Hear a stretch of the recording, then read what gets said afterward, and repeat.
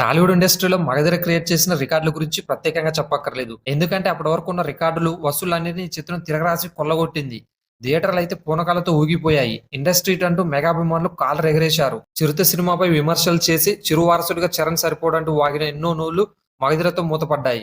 మరీ ముఖ్యంగా ఆ సినిమా రిలీజ్ అయ్యే టైంలో ప్రజారాజ్యం ఓటమితో ఘోరంగా కుంగిపోయారు మెగాభిమానులు. వారందరికీ మగధీర సక్సెస్ తో భారీ బూస్ట్ ఇచ్చారు రామ్ చరణ్.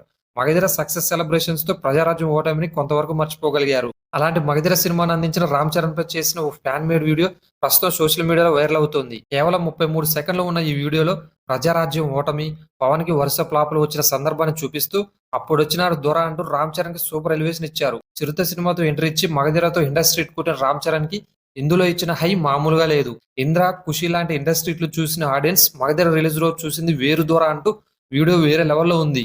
భీమ్లా నాయక్ సినిమాలో పవన్ కళ్యాణ్ గురించి రాణకి ఇచ్చిన ఎలివేషన్ సీన్ ను ఇందులో వాడుకున్నారు.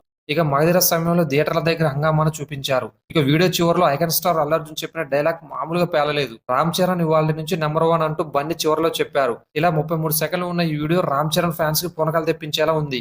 ఈ వీడియో చూసిన నెటిజన్లు మగధీర సినిమాపై, రామ్ చరణ్ యాక్టింగ్ పై ప్రశంసలు కురిపిస్తున్నారు. ఇక ఇటీవల మగధీర సినిమా వచ్చి 15 ఏళ్లు పూర్తి చేసుకుంది. డైరెక్టర్ రాజమౌళి తీసిన ఈ సినిమా ఆయన కెరీర్ లో కూడా ఓ మైల్ రాయిలా నిలిచిపోయింది.